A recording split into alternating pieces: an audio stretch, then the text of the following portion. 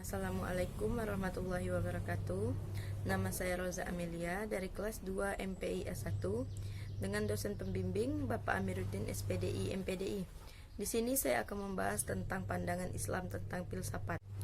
Filsafat merupakan salah satu dari banyaknya sistem Islam yang punya pengaruh terhadap pola pikir dan tingkah laku umat Islam.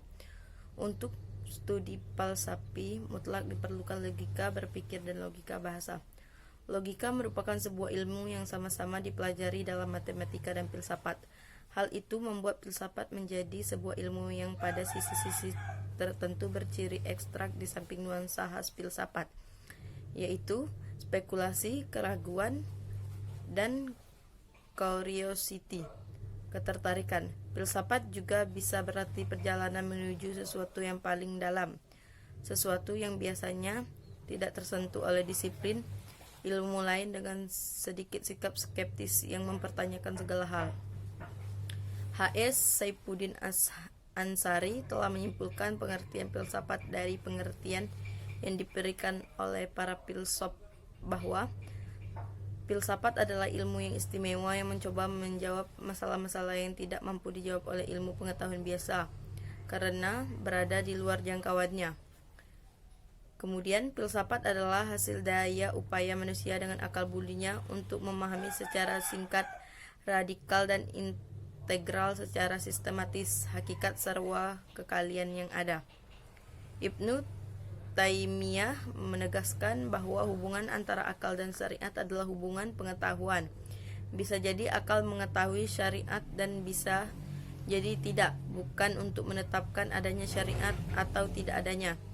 Bahkan Ibnu Taimiyah pernah menyatakan bahwa filsafat itu haram dengan alasan jika seorang filsuf yang tidak kuat akidahnya dapat menyesatkan. Filsafat adalah usaha progresif manusia untuk mendekatkan diri kepada Allah Subhanahu wa taala.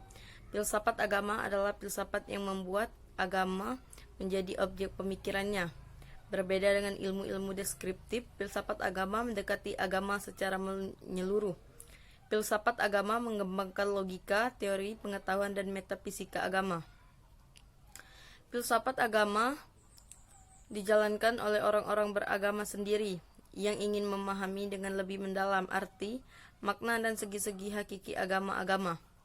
Masalah yang dipertanyakan antara lain hubungan antara Allah, dunia, dan manusia, antara akal budi dan wahyu, a priori, religius, paham-paham seperti mitos dan lambang, dan akhirnya cara-cara untuk membuktikan kerasionalan iman kepada Allah serta masalah teodicea. Ada juga filsafat agama yang reduktif atau mau mengembalikan agama kepada salah satu kebutuhan manusia dengan menghilangkan unsur-unsur transendensi kritis atau mau menunjukkan agama sebagai bentuk penyelewengan dan kemunduran dan anti agama atau mau menunjukkan bahwa agama adalah tipuan belaka. Filsafat Islam merupakan filsafat yang seluruh cendekiannya adalah muslim. Ada sejumlah perbedaan besar antara filsafat Islam dengan filsafat lain. Pertama, meski semula filsuf muslim klasik menggali kembali karya filsafat Yunani terutama Aristoteles dan Plotinus, namun kemudian menyesuaikan dengan ajaran Islam. Kedua, Islam adalah agama tauhid. Maka bila dalam filsafat lain masih mencari Tuhan, dalam filsafat Islam justru Tuhan sudah ditemukan.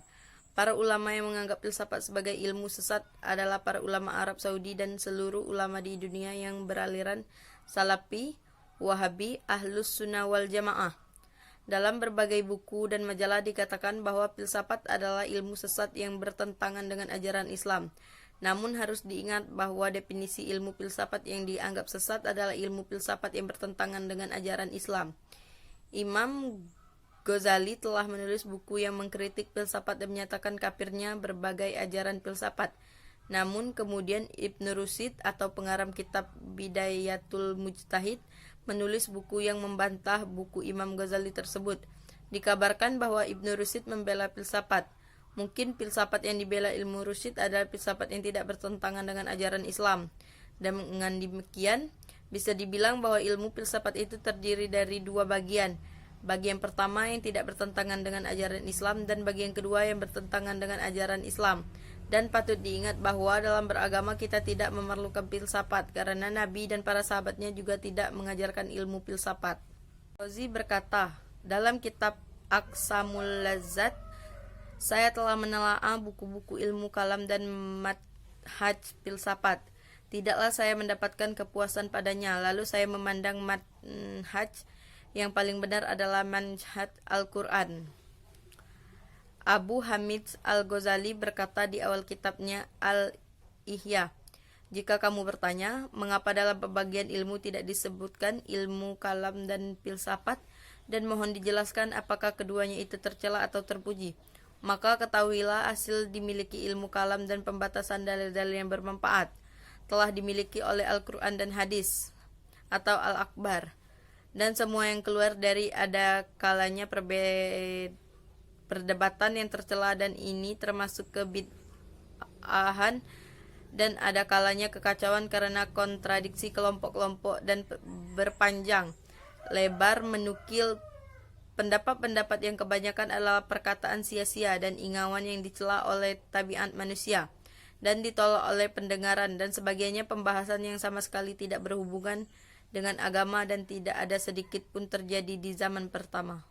Baiklah, itulah yang dapat saya sampaikan. Kurang dan lebihnya saya mohon maaf, dan mohon maaf atas keterlambatan tugas saya.